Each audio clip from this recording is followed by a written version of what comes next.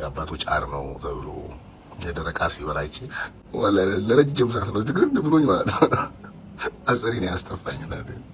ይሄ የውሃብያ ኡስታዝ የዋሸውን ውሸት ሰምታችኋል። ነገር ግን ደግሞ ትክክለኛው መረጃ አሳያችኋለሁ።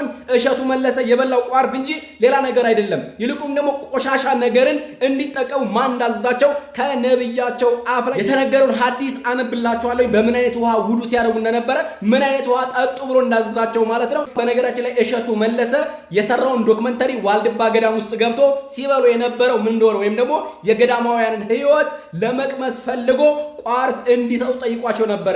እሱን ነው ሲበላ የነበረው። አሁን እስኪ ዶክመንተሪውን ከመግቢያው ጀምሮ ያለውን አንዳንድ ነገሮች ቀያጭ ላሰማችሁ። እናንተ ደግሞ ቪዲዮውን በትዕግስት እንድትከታተሉ በእግዚአብሔር ስም እጋብዛችኋለሁ። እዚህ ነው ቋርፍ የምንቀምሰው። ቋርፍ ምንድነው? ምን ይመስላል? በአይናችን እናየዋለን። ልቅመሰው። ምንም አይለኝም። ምንም አይል ያባቶች ቋርፍ የሚዘጋጀው ጣበሌ ገመሎ ይባላል። እነሱ ጣበሌ በመጀመሪያ ይቆፈራል። ከተቆፈረ በኋላ ይቀቀላል። ተቀቀለ ይደርቃል። ከደረቀ በኋላ እንደመጠኑ ጥቃቅን ከሆነ 7 ቀን እዛም 3 ቀን ወፈር ያለ ትላልቅ የተከተፈ ከሆነ እስከ 12 ቀን ይነከራል። ከዛ በኋላ በጎተራ ይገባል። ያመጣለው ለማህበሩ ይቆፈርም ከመስከረም 12 እስከ ጥቅምት 12 ያው ለቁመተ ስጋ ነው። ብዙም ጉልበት የለውም። መራራ የተደረገው ለምንድን ነው? የክርስቶስ መከራ የዕለተ ዓርቡን ሐሞቱን ለማሰብ አባቶቻችን ቅዱሳን ይህን እየተመገቡ የክርስቶስ መከራ ያስታውሱበት ነበር። ልቅመሰው እስቲ ልቅመሰው ልቅመሰው አባ ምንም አይለኝም። ምንም አይል የአባቶች መንፈስ ቅዱስ ያሳድራል። የመንፈስ ቅዱስ ማደሪያ ያደርጋል። ከዓለም የተለየ ምግብ ስለሆነ ዓለማውያን የሚቸገሩበት ነው። መናንያን ግን እንደ ስኳር እንደ ማር የሚጣፍጣቸው ጌታ ይባረክላቸው።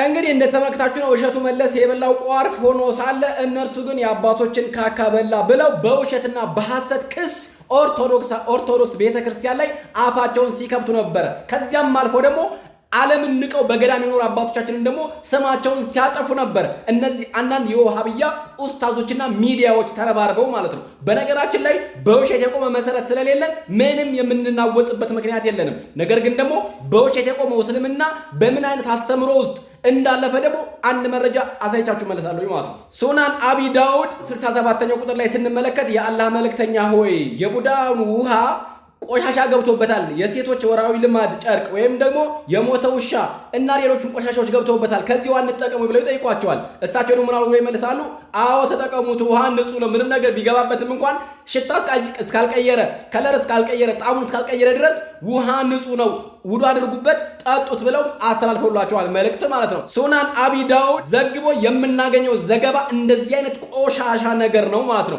እሱን ተሸክሞ ነው እኛ ጋር መጥቶ አፉን የሚከፍት ያውም በውሸት ማስረጃ ሳይኖረው በውሸት ሰው በሰራው ቪዲዮ ላይ ተነስተው ማለት ነው። መጀመሪያ አንድ ነገር ለመስራት ስትፈልጉ አጥርታችሁ እዩ፣ ከዚያም በኋላ መንቀፍ ትችላላችሁ። ነገር ግን የሚነቀፍ ነገር የለንም። በእርግጥ ስፔሻሊ እኛ ኦርቶዶክሳውያን ማለት ነው አፋችሁን የምትከፍቱበት ምክንያት የላችሁም። እናንተ በተለይ ደግሞ በውሸት መሰረት ላይ የቆማችሁ ሰዎች በዛ በታች በሰፈር ያላችሁ ሙስሊም ወገኖቻችን፣ ሙስሊም እህት ወንድሞቻችን እንደው በእግዚአብሔር ስም ነው የምናሳስባችሁ።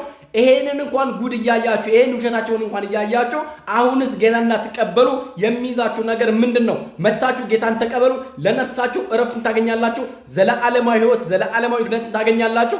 አይኖ ብዙዎች እየወጣችሁ እናውቃለን። አሁንም ደግሞ ብዙዎች ስፔሻሊ ወጣቶች መመራመር፣ ማንበብ፣ ማስተዋል፣ ማገናዘብ ስለምትችሉ መታችሁ ጌታን እንድትቀበሉ በእግዚአብሔር ስም እናሳስባችኋለን። ሁላችሁንም ሙስሊሞችን እንወዳችኋለን። ነገር ግን ደግሞ ከአስተምሮቱ ጋር ደግሞ ጸብ ካለብን እንኳን ከሱ ጋር ነው እንጂ የሚሆነው ከምእመናኑ ጋር አይደለም። ሰዎችን ደግሞ አንጠላም። ስፔሻሊ እንደዚህ አፋቸውን የሚከፍቱ ሰዎች ነው ማለት ነው። እኛ የምንጠላው አይዲዮሎጂያቸውን እንጂ ሰዎችን አይደለም። ስለዚህ እኛ ማንን እንደማንጠላ ተረድታችሁ መታችሁ ትክክለኛውን መንገድ እንድትከተሉ በእግዚአብሔር ስም እናሳስባችኋለን። ኦርቶዶክሳውያን በድጋሚ አካውንቱን ፎሎ፣ ቪዲዮ ደግሞ እጅግ አብዝታችሁ ሼር፣ ኮፒ ሊንክ፣ ሪፖስት፣ ዱት፣ ላይክ፣ ፌቨራይት እንድታደርጉ በእግዚአብሔር ስም እጋብዛችኋለሁ። ሰላም እያላችሁ በሰላም እግዚአብሔር ከሁላችሁ ጋር ይሁን። የዋልድባ አባቶቻችን በረከት በእኛም ላይ ይደር። እግዚአብሔር አምላካችን ገዳማችንን ቤተክርስቲያናችንን ይጠብቅልን። ሰላም እያላችሁበት